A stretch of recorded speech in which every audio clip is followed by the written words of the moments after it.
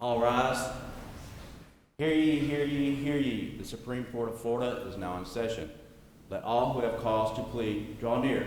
Give attention. You will be heard. God save these United States, this great state of Florida, and this honorable court.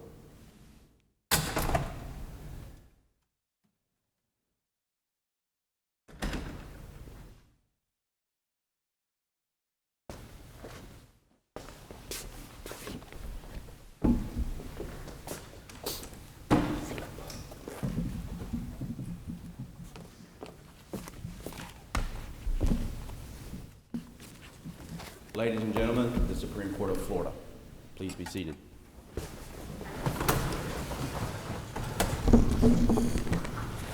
Good morning and welcome to the Florida Supreme Court. The first case on our docket today is the Florida Bar versus Anderson. Counsel.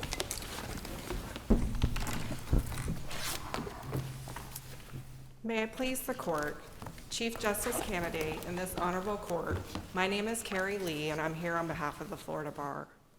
The Bar has sought review based upon the referee's recommended discipline of a 3-year suspension followed by a 5-year period of probation.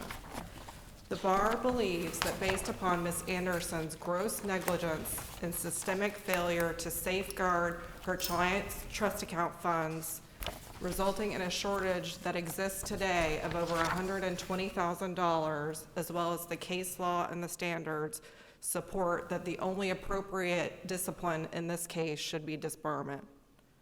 Further, Ms. Anderson sat on a bar grievance committee, both as a member and a chair of the committee, and voluntarily attended the trust accounting workshop during the bar's audit period, and was fully educated as to what's required under the rules of Chapter 5, and yet she still failed. Is it correct that Ms. Anderson has attempted to pay the money back into the trust account, but they were frozen? Is that accurate? Your Honor, she has made no effort to file a pleading with this court or with the referee to make that trust account whole. Further, she was notified prior to the bar filing the petition for emergency suspension that they intended to file an emergency suspension, thus freezing the account, and she still did not make any efforts to make that trust account whole. Sorry, can I ask you a question? So Yes. So it seems like the Alters case is a pretty significant precedent from your perspective, and it seems like the court's rationale was informed in large part by the notion that the attorney in that case, even after he knew that there were problems with the trust accounts, that he continued to do the same types of things and Correct. didn't do anything to fix it. What does the record say about that issue with the respondent here? The referee in this case found that because she made attempts to hire a CPA and recreate all the trust account ledgers was different from the Alters case. However, we would argue to this court that she did not make any of those steps until after the bar investigation occurred, and we would distinguish. Is there any indication that she knew about the problems before the bar investigation? We would argue that even if she didn't know, she should have known. She was responsible for that trust account. She was making. But the question is, Yes. Did she know? Not what the bar believed. The question is, did she know? The referee found that she did not know, that he found that she was she was negligent. We would argue to this court that she was grossly negligent and that she was making multiple transfers from her trust account to her operating account to make payments for things such as American Express. And conveniently, also, it was during a period of time when her operating account balance was low and she didn't have sufficient funds in that operating account to meet those obligations. For instance, in the Fairwinds Credit Union account, she issued a wire from trust to her operating account. She issued the wire. She filled out the wire details and issued an $8,500 wire from her trust to her operating account and then used that to make rent. But for those deposits from trust to operating, she didn't have sufficient funds in her operating account to make that rent payment. How long has she been a lawyer? She has been a lawyer since 2003. She did not have a trust account until 2013. But I'm sorry, again, what happened in 2013? she went out on her own and opened her own trust account. What did she do before going out on her own practice?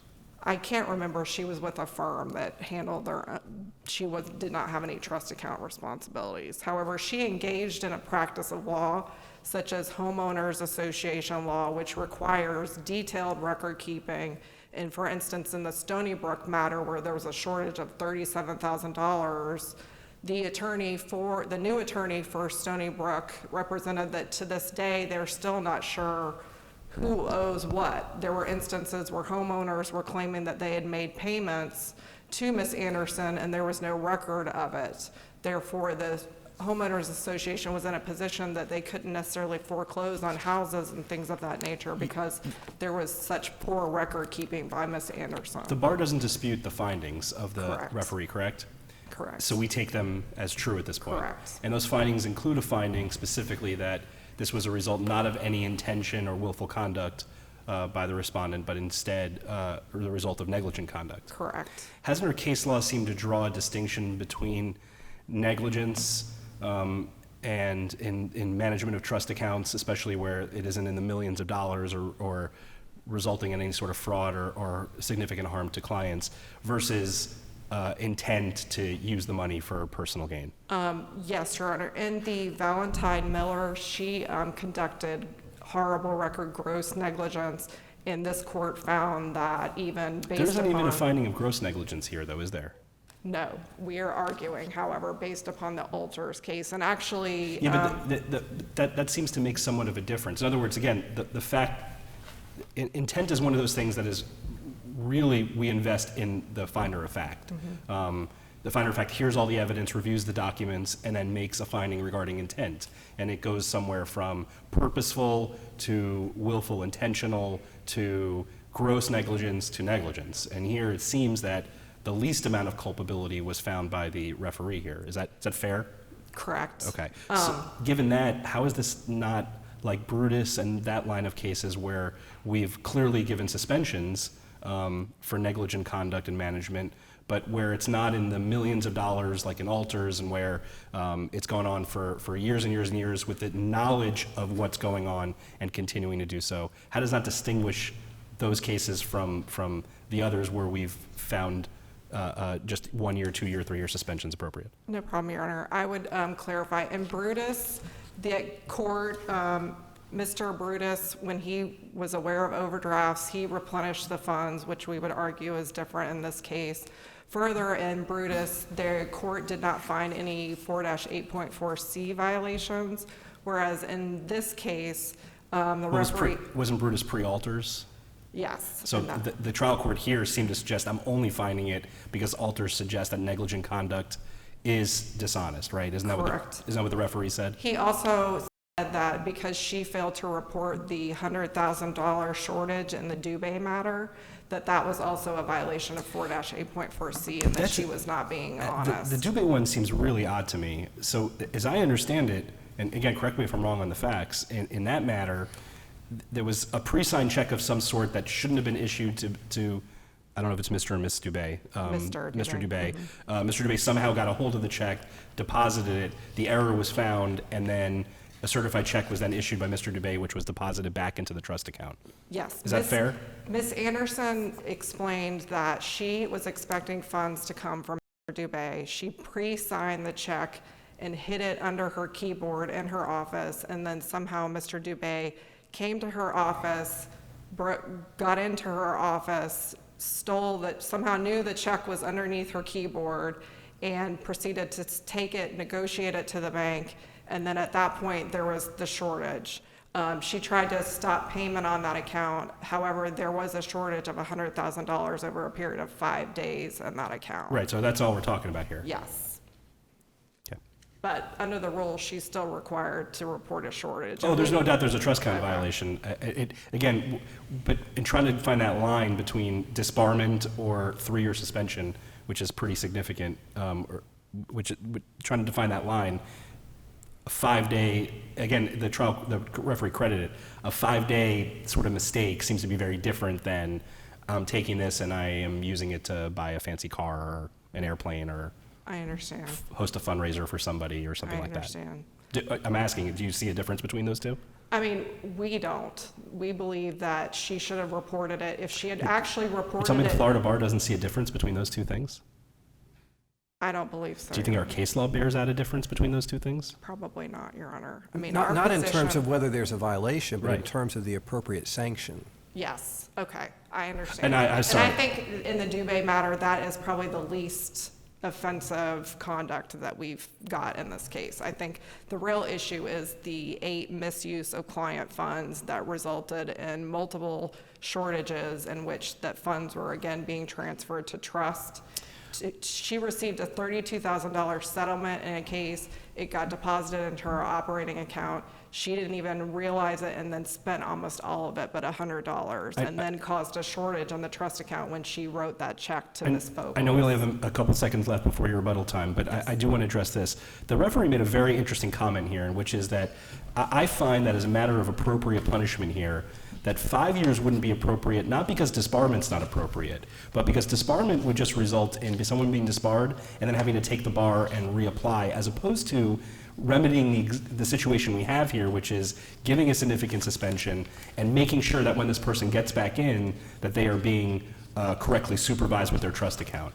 That seems to me a very rational way to look at what appropriate punishment is, given the nature of specific conduct. Your Honor, the bar believes that if this court follows that line of thinking, that it will be very easy for attorneys to put their head in the sand, to not monitor their trust account, and to then cause and use it as their own personal bank account. And we believe that this court needs to set an example for everyone else that disbarment is the only appropriate sanction.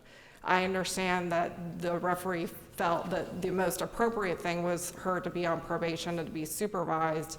We believe that this court, After 3 years of suspension, yes, as opposed to 5 years and then the ability to reapply. correct. All right, counsel, you are now in your Yes. rebuttal time. You can keep going, but you're using it up. I'll reserve, thank you. Good morning, Your Honors. May it please the court, my name is Warren Lindsay. My client, Elizabeth Anderson, is sitting at counsel table with me.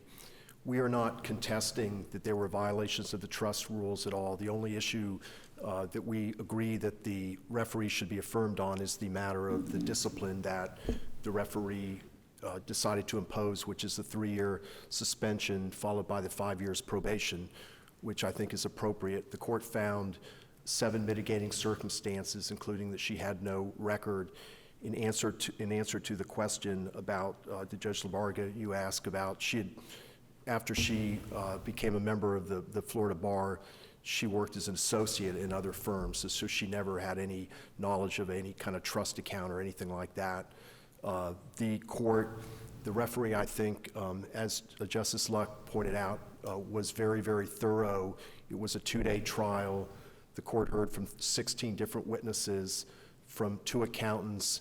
The referee was very conscientious in listening to the case law that was cited by Bar Counsel and by us. All of the cases that have been cited to the court in the briefs were very carefully considered by the referee, and in the referee's opinion, you can see how the court had distinguished it. I'm sorry to interrupt you. Can I ask you, what's the status of the $100,000 shortfall? Yes, right. It wasn't obvious what that is and what Yes, what that the was plan is for fixing that. It was kind of a strange situation, too, just like the Dubé situation. That was one where a check had been tendered in a real estate closing, but apparently was never cashed. But Ms. Anderson understands and she fully intends to repay that, and she understands that in order for her to be reinstated, that obligation, as well as any obligation, has to be completely satisfied. So she intends to pay that. But she hasn't attempted to, she's taken no steps to rectify that shortage. She has not paid any of that back up to this point, but she intends to pay it back, and she understands she has to pay it back. In some of the cases that were cited to the referee, there were cases where people were placed on suspension where they had not satisfied a restitution obligation.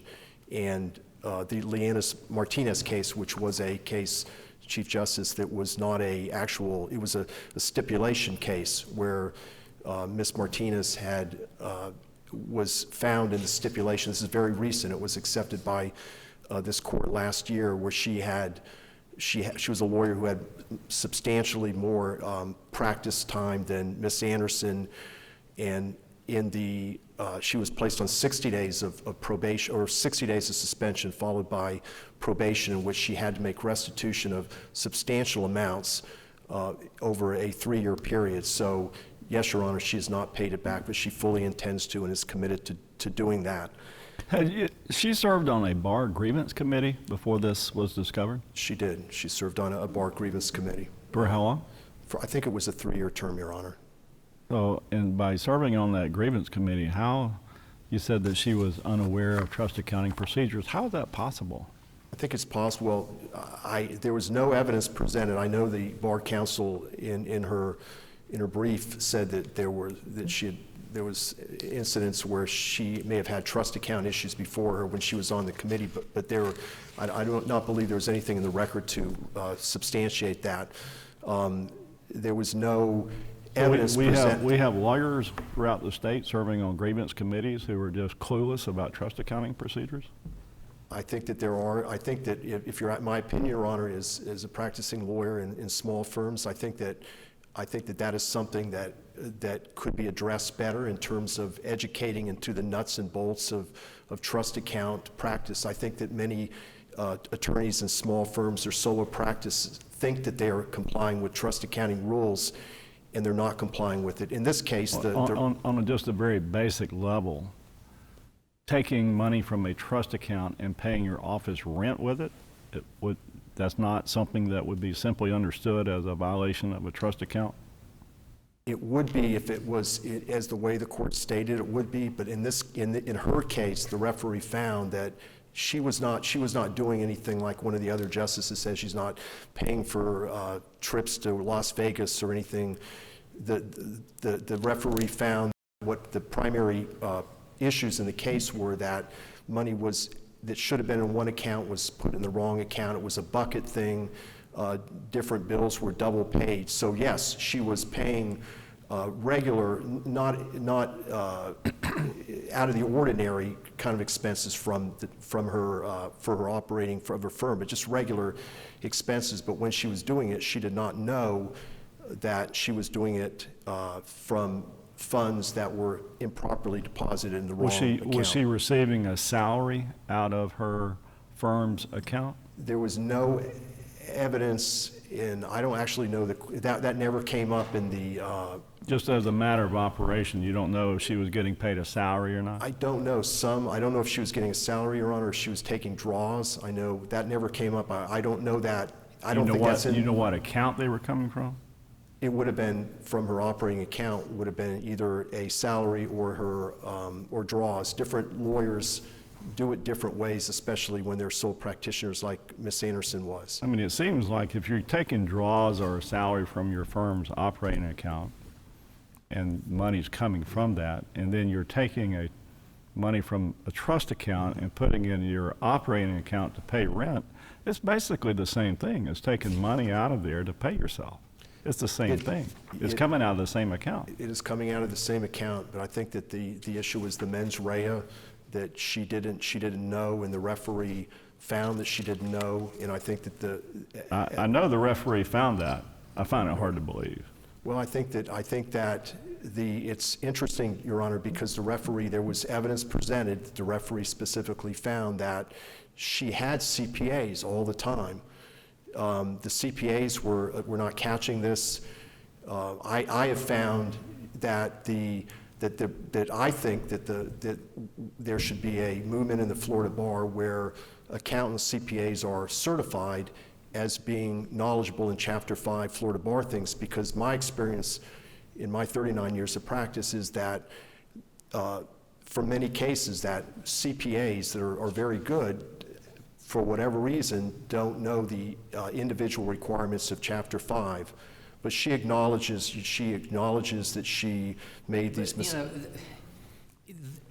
The problems here are not technical problems.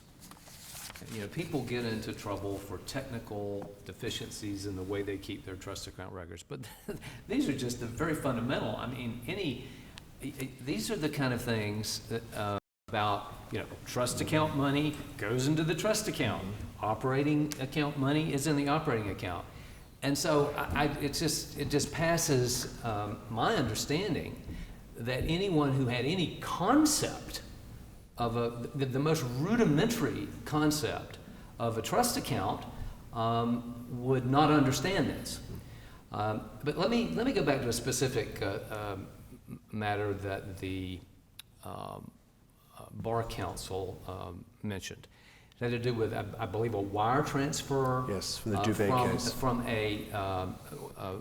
From a trust account to the operating account that was specifically authorized by the respondent here, and which Bar Counsel said was transferred in order to meet rent obligations and other operating obligations. Tell me about that. What does the record show about that? I apologize, Your Honor. I don't remember what that particular circumstance that the court's referring to. Well, you heard, didn't you hear? I heard a few. I didn't know if it was the Dubé case where the. I'll tell you what it is. It's the Fair Winds Trust Account transaction on February 23rd of 2017, where the respondent wired $8,500 from the Fair Winds Trust Account to the firm's operating account, and then the next day issued a check from the operating account for office rent for about the same amount. Yes, I believe in that situation, if I recall correctly, that she believed that the money that was being wired was legitimately owed attorney fees in that particular case. That's my memory of that situation. But we're Chief Justice, we are conceding, and she is humiliated. She is ashamed of her conduct. She is not in any way deflecting that she made these errors.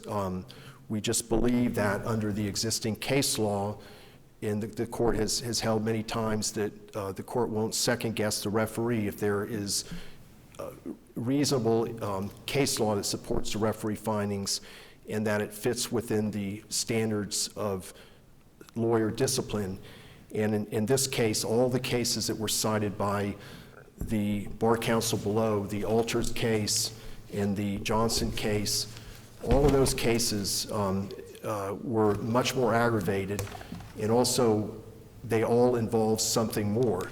Like the Alters case involved the millions of dollars of errors with the bookkeeper having done the improper things, but also it involved the Mr. Alters lying to another firm, the Christian Searches firm, in order to get more money.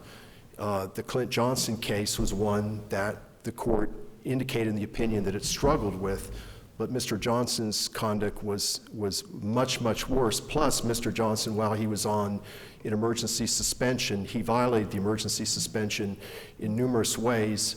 And the other cases, there's more. So I think that before Your Honors, that the issue is not. The issue is discipline and whether or not the referee had considered these things, had watched the 16 witnesses, had considered all of the mitigating circumstances. In this case, she had no prior record. She, unlike Alters and some of the other cases, as soon as she discovered the errors, she immediately spent Herculean efforts in trying to correct the matter. She hired a CPA, spent an enormous amount of time. She didn't run away from the problems at all. What are we to make of our case law, which is from Brutus, which states, the court has long held that misuse of client funds, quote, is one of the most serious offenses a lawyer can commit. However, in imposing discipline for trust violations, this court's case law suggests a clear distinction between cases where the lawyer's conduct is deliberate or intentional and cases where the lawyer acts in a negligent or grossly negligent manner. Here, in the Brutus case, the stipulated facts indicate that Brutus did not intentionally misappropriate client use for his own personal use. How do we distinguish then between cases where the money is not used for personal use and it's not intentionally done versus cases where it is significantly for personal use and it's intentional? Yes, Your Honor. And I thought that the way you had phrased it earlier during Bar Counsel's presentation about negligence, gross negligence, and kind of the different levels, You know, I think that that's important because the mental state of a lawyer is one of the things, but I think that goes to the referee. The referee has to hear the evidence and make a determination of where it falls on the negligence, which the court found in this case, the referee found in this case, versus the gross negligence versus some lawyers, it's just outright theft. So I just think it just based upon the individual facts of each individual case as found by the referee, and in this case over a 2-day trial, the referee found that these were unintentional, that they fell on the negligent side. I don't know if I answered the court's question, but I just think it's just an individualized analysis that a referee has to determine based upon that. I think going over here. Okay. Yes, sir. Hey, Judge. I think having practiced law in a bigger firm and then in a smaller firm, and I hear to talk about the CPA, it is not the CPA who's involved in the daily practice of law whom you're turning the money or checks over to. That person decides. Usually it's a bookkeeper. Yes, sir. I don't know how big her firm was, whether she could afford to have a bookkeeper handling the accounts and deciding which accounts to go into and which account you can withdraw from and that kind of thing. But that's really the point person that can lead a lawyer into trouble. Yes, sir. And I don't know if she had that here or she was handling the money herself.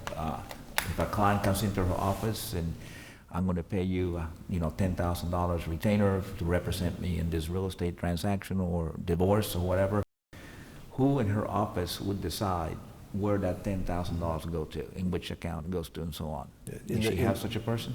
Yes, sir. In the court, or in the referee, before the referee, it was primarily a paralegal that was kind of a combination, just as you said, she had one staff person. It was a combination paralegal, bookkeeper, receptionist that did all those things. She did some of it herself, and then they would send records to a CPA, but that was the nature of the way it was done in her firm. Right, so it's the daily practice. That's where, and we have, of course, we have sanctioned lawyers in the past for not properly supervising the person who handles the money in the office. Yes. And that person will have some discretion to withdraw from trust account to big account to pay the phone bill or whatever without the lawyer knowing of it. And that's, I don't know, that's what we're talking about here, but it seems to me there's a lot of negligence. No, she was negligent. She acknowledges she was negligent. She acknowledges that even if you decide to use a paralegal or a bookkeeper, you're ultimately the captain of the ship and you're responsible if they make a mistake. It's something I think that it can be considered in evaluating the mindset of the lawyer, the mens rea that we've talked about, but she understands that it's her responsibility no matter who she allows to do it. Okay, all your time is exhausted, so. Thank you, Your Honor. Thank you.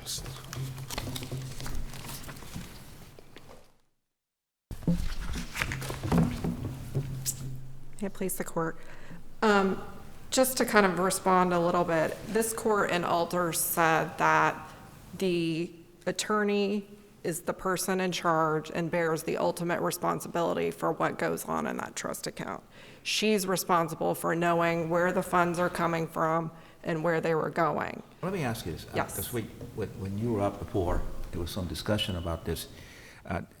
It seems like we're talking about the difference between a 3-year suspension and then or disbarment.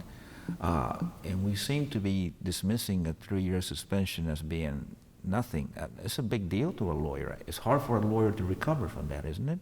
Yes, of course. And they have to petition to get back in, and that can take some additional time. Will she have to take the bar exam again? If she's suspended for 3 years? No. Mm-mm. Okay. Now, if she's out for longer than a 5-year period as part of the reinstatement, she would have to take the bar exam again. Okay. So she's suspended for 3 years. She can't practice for 3 years. Correct. So I guess she'll have to work as a paralegal or something like that? That's like if she wants to stay in the law business? Yes. All right. So, I mean, it seems to me like that's not chicken feed. That's a big deal, isn't it? Yes, it is, Your Honor, and we don't dispute that a 3-year is just as serious, but we believe because of her gross negligence and we have 8 instances where she misused client funds. But where do you go from 3 years not being enough to all of a sudden wanting, the full package. I want a disbarment. I mean, I'm sort of having difficulty. This is the second case this week where, the bar has come in wanting a disbarment when the referee has asked for something in between. That's the sanction imposed by the referee. And so I'm having trouble understanding why this warrants a disbarment as opposed to what the referee recommended. Your Honor, based upon our belief that the Alters case is precedent case law for us, that's why we sought disbarment. Do you agree or disagree that the facts in Alters are very different than what transpired in this case? We would agree that they are different, but we would believe that her gross negligence is similar to Mr. Alters. We have a shortage of $120,000. We have a 3-year period of where she was misusing client funds. She failed to do those monthly reconciliations where she would have then caught these issues of where funds should have been going into her trust versus operating. You do recognize, if I understand the record and the findings accurately, that your gross negligence argument's inconsistent with the findings that are made, and you don't challenge those findings. No, we don't. Okay. So going forward, it seems like if we think about the possible range of variables that could be relevant, so this is a case now where you're accepting a negligence finding. You've acknowledged that there isn't any evidence in the record that misconduct persisted after the respondent knew about it. Going forward in future cases, what would be the lines that we and the people who are trying to govern themselves and the referees, I mean, how would they know sort of what is a disbarment case and what is a 3-year suspension case if two obviously very significant variables that could inform that you're now kind of taking off the table as being things that would justify a suspension?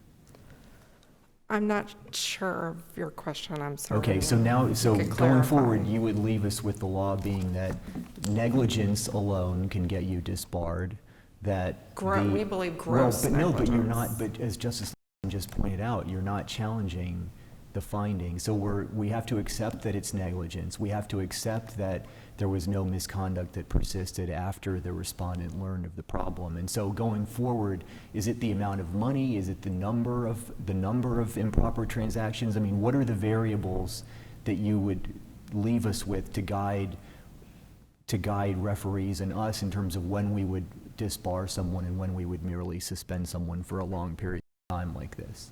Your Honor, the past case law for 3-year suspension, most of those were isolated instances. In this, we have a pattern of over a 3-year period of multiple instances, multiple shortages. We still have a shortage of over $120,000. In the other 3-year cases, most of them, they were, immediately replenished the trust account.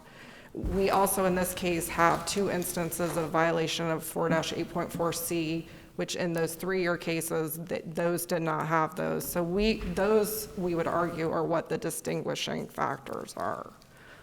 Thanks, I appreciate it. Thank you. Okay, thank you. We thank you both for your arguments. Thank you, Your Honor. The court will now